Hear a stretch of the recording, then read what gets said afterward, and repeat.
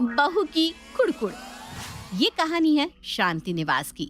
शांति अपने घर में अपने बेटे रोहित, बेटी काजल के साथ काफी सुकून से रहती थी। पर कौन जानता था कि उसके घर की ये शांति कुछ ही समय में भंग होने वाली है। रोहित की उम्र शादी लायक हो गई थी और अपने बेटे की शादी करवाने के लिए शांति अपनी छोटी चचेरी बहन मोनिका को फोन करती है। नमस्कार जीजी, कैसी हो आप? एकदम अच्छी हूँ मोनिका, तू बता तू कैसी है? बस जीजी, आपके आशीर्वाद से सब कुशल मंगल। वैसे जीजी, आज आपको मेरी याद कैसे आ गई? बड़े दिनों बाद आपने फोन किया है, कोई काम था क्या? हाँ, काम तो था, पर मेरे ख्याल से ये सारी बात फोन पर करना सही नहीं होगा। इसलिए अगर तेरे पास थोड़ा समय हो तो तू एक बार घर आ जा। ए जीजी, कैसी बात कर रही हो? कहीं रोहित की शादी की तो बात नहीं करनी? मोनिका, सच में तू ना दिमाग से बहुत तेज है। 1 मिनट में समझ गई कि मुझे तुझसे क्या बात करनी है।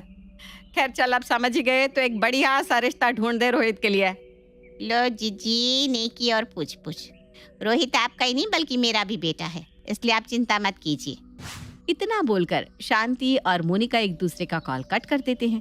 तो वहीं पीछे खड़ी खड़ी काजल अपनी माँ की सारी बातें सुन लेती है।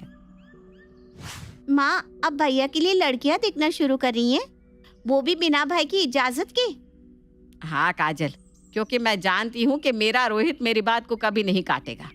आने दे शाम को, मैं अपने बेटे से इस बारे में जरूर बात करूंगी। शांति की बात सुनकर काजल कुछ नहीं कहती और अपने कमरे में चली जाती है। जब शाम को रोहित अपने घर आता है तो अपनी माँ की मनपसंद मिठाई रस मलाई लेकर आता है। माँ कहाँ हो? बाहर आओ, देखो मैं आपके लिए क्या लेकर आया हूँ। रोहित की आवाज सुनकर शांति और काजल नीचे हॉल में आते हैं, जहाँ वो रोहित के चेहरे पर प्यारी सी मुस्कान देखते हैं। क्या बात है बेटा, आज तो बड़ा खुश लग रहा है, कोई लॉटरी लग गई है क्या? हाँ माँ, ऐसा ही समझ लो, आज मेरा प्रमोशन हो गया है और उसी खुशी में देखो मैं आपके और काजल के लिए आपकी मनपसंद चीज लेकर आया हूँ। रोहित की खुशी और उसकी बात सुनकर शांति की आंखें नाम हो जाती है और वो रोहित के हाथ से ही अपना मुंह मीठा करती है। कुछ देर बाद शांति रोहित से शादी की बात करती है। माँ, आपने अगर मेरे लिए कोई फैसला लिया है तो बहुत सोच समझ कर ही लिया होगा, इसलिए आपको जैसा ठीक लगे आप वैसा ही कीजिए। मैं इस शादी के लिए तैयार हूँ। अब क्या था, रोहित की रजामंदी देख शांति की खुशी का कोई ठिकाना नहीं था।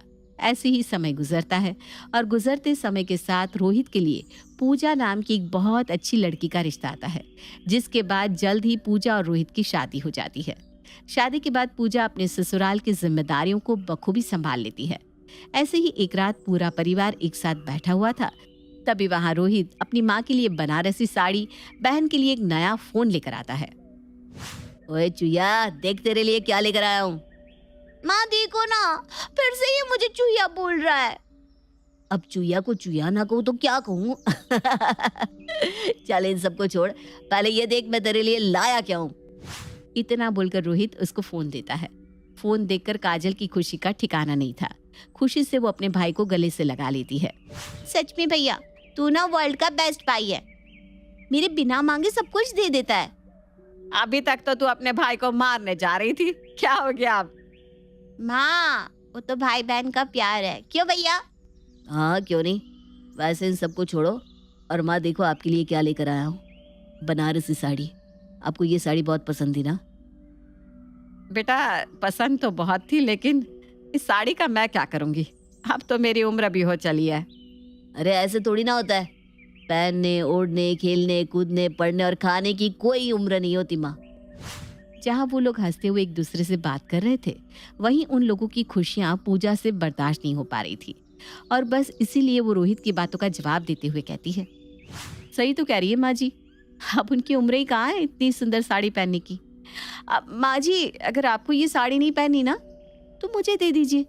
वैसे भी मेरी और रोहित की शादी अभी अभी हुई है और ये साड़ी ना मुझ पे अच्छी भी ज्यादा लगेगी। पूजा, ये तुम कैसी बात कर रही हो? मैं तुम्हें सेम साड़ी ला दूंगा, पर ये साड़ी माँ की है, तुम माँ से साड़ी कैसे ले सकती हो? क्यों? अगर मैंने माँ से ये साड़ी मांग ली तो कोई गुनाह कर दिया? अरे नहीं नहीं बहू, तूने कोई गुनाह नहीं किया। ले इस साड़ी को रख ले, तुझे ये साड़ी बहुत पसंद है ना? लेकिन माँ, मैं आपके लिए लाया हूँ। हाँ हाँ, नहीं ले रही मैं इस साड़ी को, रखो। पूजा गुस्से में वहां से अपने कमरे में चली जाती है। शांति रोहित से कुछ बोलती उससे पहले ही रोहित भी वहां से चला जाता है। शांति के घर में आज पहली बार क्लेश हुआ था। ये देखकर शांति को काफी ठेस पहुंचती है और वो भी चुपचाप अपने कमरे में चली जाती है। वही रोहित अपने हाथों में सोने का हार लिए अपनी पत्नी के पास जाता है और उसे मनाते हुए कहता है, सॉरी पूजा, अब ये देखो मैं तुम्हारे लिए क्या लेकर आया हूँ। मुझे नहीं देखना, जाओ यहाँ से। पूजा मान भी जाओ ना, एक साड़ी के लिए इतना ओवर रिएक्ट क्यों कर रही हो? और मैं तुम्हें दूसरी साड़ी दिला दूंगा ना, पर फिलहाल जो लेकर आया हूँ उसे देखोगी तो सच में तुम खुशी से फूल ही नहीं समाओगी। रोहित की बात सुनकर पूजा उसकी तरफ देखती है और उसके हाथ में सोने का हार देखकर खुशी से गले लग जाती है।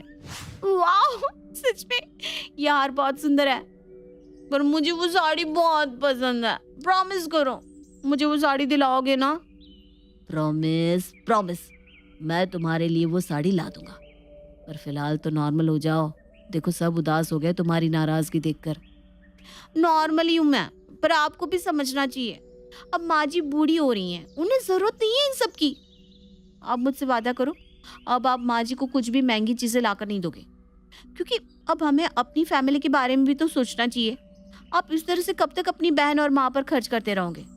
अगर यही रहा ना तो हम अपने बारे में कब सोचेंगे? ये तुम कैसी बात कर रही हो पूजा?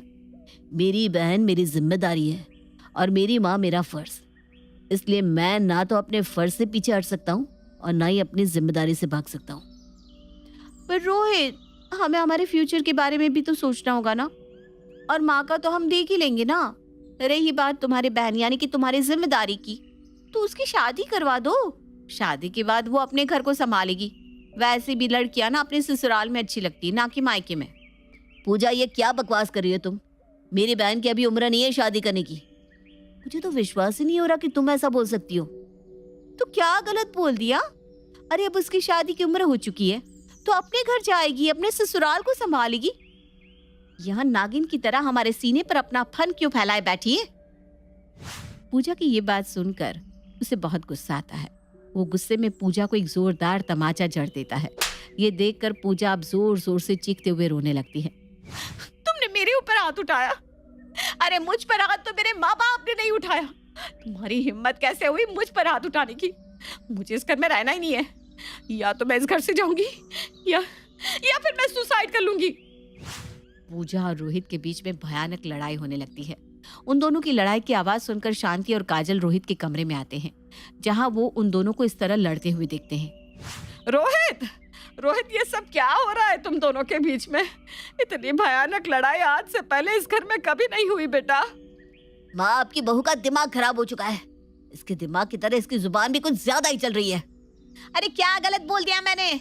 मेरा तो बस ये कहना है कि काजल की शादी करवा दो। क्या गलत कहा मैंने? भाभी ये क्या बोल रही हैं आप? मेरी शादी, मैं अभी 22 साल की हूँ। हाँ तो तुम सब भी ना मेरी एक बात कान खोलकर सुन लो। मेरे और रोहित का भी अब परिवार है, इसलिए रोहित इस घर में फालतू खर्च नहीं करेंगे।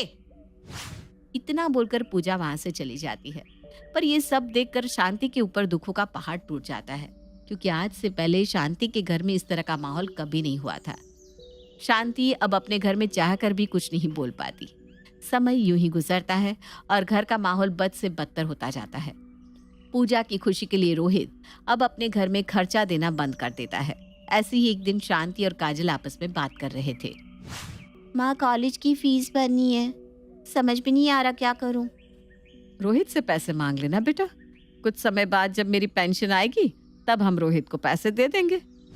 काजल और शांति आपस में बात कर रहे थे, तभी वहां उनकी बात सुनते हुए रोहित आ जाता है और अपनी माँ के हाथों में पैसे थमा कर कहता है, कुछ ही दिनों में तूने अपने भाई को पराया समझ लिया।